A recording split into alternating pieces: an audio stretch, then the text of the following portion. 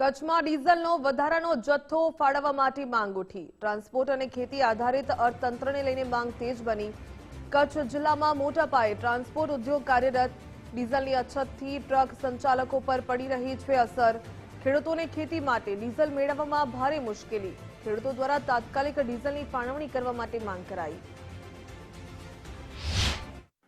જેટલી જરૂરિયાત છે એના પ્રમાણમાં જો ડીઝલ મળી રહે તો ક્યાંક ને ક્યાંક 1% 2% જે સંગ્રહખોરી થતી હોય એ પણ બંધ થાય અને સ્મૂથલી બધું કામકાજ ચાલી રહે।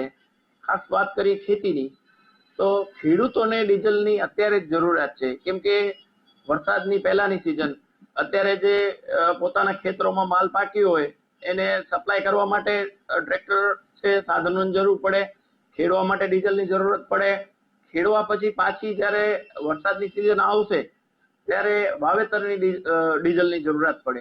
તો પૂરતા પ્રમાણમાં ડીઝલ મળી રહે એના માટે પુરવઠા અધિકારી, કલેક્ટર શ્રી અને એ લોકોએ પ્રયત્નો કરી અને ડીઝલનો જે કાંઈ સમસ્યા હોય એ દૂર કરવા આગળ આવવું જોઈએ।